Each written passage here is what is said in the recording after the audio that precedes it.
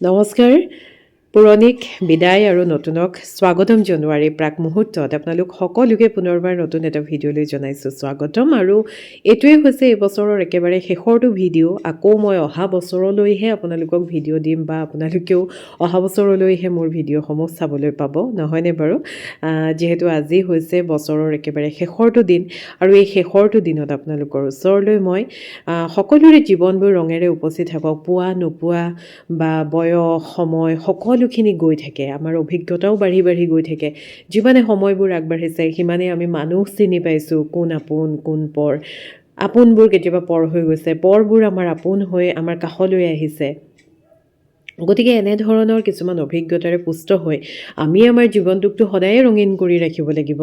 গতিকে সেই ৰঙীন কৰি ৰাখিবৰ কাৰণে যিসকল লোকে ফুল ভাল পাওঁ, সেউজীয়া ভাল পাওঁ, পাত ভাল পাওঁ, আমি ইহঁতৰ লগতেই সুখবোৰ বিচাৰি লওঁ। গতিকে আপোনালোকৰ ওচৰলৈ আজি পুনৰ মই এটা প্লাণ্টৰ ভিডিঅ' লৈ আহিছোঁ, বিক্ৰী প্লাণ্টৰ ভিডিঅ', বগনভেলিয়া বিশেষকৈ আজি দেখুৱাম। গতিকে আশা কৰোঁ আপোনালোকে ভাল পাব। যিসকলে ক্ৰয় কৰিবলৈ বিচাৰে নিশ্চয়কৈ আপোনালোকে কৰিব পাৰিব। প্ৰথমতে এইটো বগনভেলিয়াৰ এটা খুব ধুনীয়া প্ৰজাতি। বাকী বগনভেলিয়া প্ৰজাতিসমূহৰ ফুলৰ পেটাৰ্ণটোতকৈ এই পেটাৰ্ণটো অকণমান বেলেগ হয়, অকণমান জোঙা জোঙা নিচিনা হয়। বাটাৰফ্লাই বুলি কোৱা হয় এই প্ৰজাতিটোক। খুব ধুনীয়া ৰাণী কালাৰৰ এপাহ ফুল ফুলি আছে, সঁচাকৈ খুব ধুনীয়া। যথেষ্ট হেল্ডি প্লাণ্ট বিক্ৰীৰ কাৰণে এভেইলেবল হৈ আছে। আগতেও বহুতখিনি বিক্ৰী হৈ গৈছে আৰু যিসকলে বৰ্তমান সময়ত এই প্লাণ্টটো ল'ম বুলি ভাবিছে বা নতুন বছৰ বুলি আপোনাৰ প্ৰিয়জনক যদি আপুনি উপহাৰ হিচাপে খুব ধুনীয়া এনেকুৱা ধৰণৰ ৰঙীন এটা ফুলৰ প্লাণ্ট উপহাৰ হিচাপে যদি দিম বুলি ভাবিছে, তেতিয়াহ'লে ভাবোঁ এনেধৰণৰ ফুলপাতবিলাকতকৈ ডাঙৰ উপহাৰ আৰু একোৱেই হ'ব নোৱাৰে। গতিকে আপোনালোকে নিশ্চয় ল'ব পাৰিব। তাৰ পাছতে এইটো হৈছে খুব ধুনীয়া গ্লেব্ৰা পাৰ্পল বুলি কোৱা হয় এই প্ৰজাতিটোক। আৰু খুব ধুনীয়াকৈ এই প্ৰজাতিটোৱে ফুলখিনিতো ফুলায়ে, ইহঁতৰ ফুলৰ পৰিমাণটো বহুত বেছি হয়, যিহেতু ইহঁতি নিজে নিজেই খুব ধুনীয়াকৈ এনেধৰণৰ এটা গোল শ্বেপ লৈ লয়।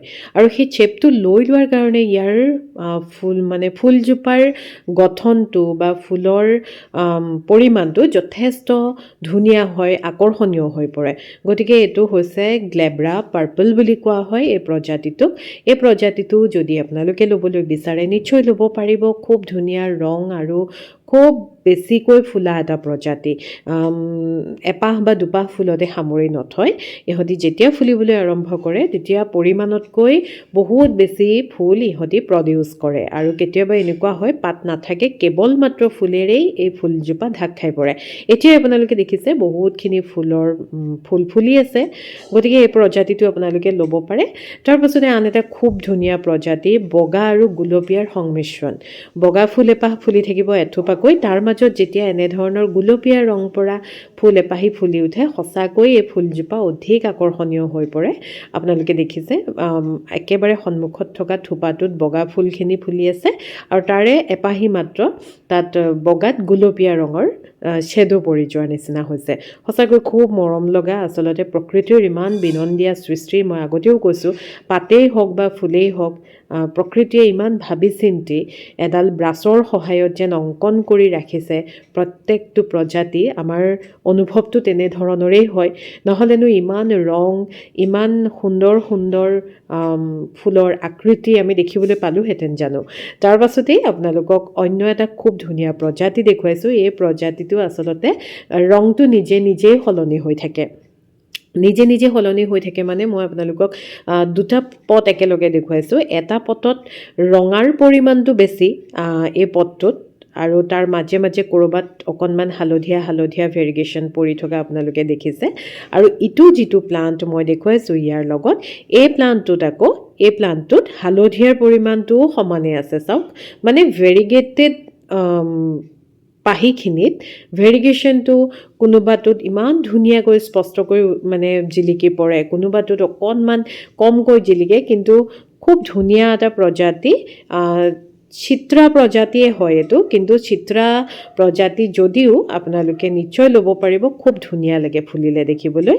তাৰ পাছতে আজিৰ ভিডিঅ'টোৰ মুখ্য আকৰ্ষণৰ যিটো প্ৰজাতি হৈছে, সেই প্ৰজাতিটো আচলতে খুব এটা ট্ৰেণ্ডি প্ৰজাতি বগনভিলিয়াৰ ভিতৰত, আৰু এটা ৰেয়াৰ প্ৰজাতি বুলিয়ে কৈছোঁ। খুব ধুনীয়া লাগে দেখিবলৈ। ভিয়েটনাম মিক্স এই প্ৰজাতিটোৰ নাম, ভিয়েটনাম মিক্স। আৰু এই প্ৰজাতিটোৰ যিপাহ ফুল, সেই ফুলৰ ষ্ট্ৰাকচাৰটো বৰ ধুনীয়া লাগে, অকণমান স্পট পৰি থকাৰ নিচিনাও হয়। খুব ধুনীয়া এটা ট্ৰেণ্ডি প্ৰজাতি, আৰু ইয়াৰ ৰংটো চাওকচোন, ইমান ধুনীয়া, ইমান কোমল, ইমান উজ্জ্বল, আকৰ্ষণীয়। আপোনালোকে ভিডিঅ'ত কিমানখিনিলৈকে ধৰিব পাৰিছে নাজানো, ফুলৰ পাহিতখিনিত অলপ অলপকৈ যেন বিন্দু বিন্দু স্পট পৰি থকাৰ নিচিনা তেনেধৰণৰ হয়। ওচৰৰ পৰা চালে খুব ভালকৈ গম পোৱা যায়। খুব ধুনীয়া এটা প্ৰজাতি, আৰু এই প্ৰজাতিটো আপোনালোকে নিশ্চয় মোৰ পৰা সংগ্ৰহ কৰিব পাৰিব। এনেধৰণৰ প্ৰজাতিসমূহ সদ্যহতে যথেষ্ট দামত বিক্ৰী হয়, কিন্তু সিমানখিনি দামত মই বিক্ৰী নকৰোঁ। আপোনালোকে যদি আগ্ৰহ কৰে তেতিয়াহ'লে মই খুব সুন্দৰ, আপোনালোক সকলোৱে নিয়মিত লৈ থকা যেনেধৰণৰ মূল্য, তেনেধৰণৰ মূল্য এটাতেই মই আপোনালোকক বিক্ৰী কৰিবলৈ চেষ্টা কৰিম। এইটো আন এটা ভিয়েটনাম মিক্সৰে প্লাণ্ট। এতিয়া পাহিবোৰ মাত্ৰ মেল খাবলৈ আৰম্ভ কৰিছে, এতিয়া এই অৱস্থাত আছে। তাৰপাছত লাহেকৈ এনেধৰণৰ হৈ পৰে। আছে বহুতকেইটা প্লাণ্টেই আছে বিক্ৰীৰ কাৰণে ভিয়েটনাম মিক্সৰ, আপোনালোকে নিশ্চয় ল'ব পাৰিব। আৰু একেবাৰে শেষত মই আপোনালোকক দেখুৱাবলৈ বিচাৰিছোঁ খুব ধুনীয়া এটা আকৰ্ষণীয় প্ৰজাতি, যিটো প্ৰজাতিৰ নাম হৈছে ইভা ট্ৰাইকালাৰ। ইভা ট্ৰাইকালাৰটো যেতিয়া ফুলে, মই আগতেও কৈছিলোঁ, যেতিয়া ফুলে একদম অকৰা বকৰাকৈ ফুলে। সঁচাকৈ ইয়াত ফুলৰ যিটো পৰিমাণ, সেই পৰিমাণটো যথেষ্ট বেছি হয় ইভা ট্ৰাইকালাৰ। আৰু আপোনালোকে দেখিছে ইয়াৰ ফুলৰ মানে ৰংবোৰ ঠায়ে ঠায়ে একেবাৰে সলনি হৈ পৰাৰ নিচিনা, কোনোবাটো অধিক বগা, কোনোবাটো অকণমান গুলপীয়া নিচিনা। খুব ধুনীয়া আকৰ্ষণীয় হয় এই প্ৰজাতিটো ইভা ট্ৰাইকালাৰ।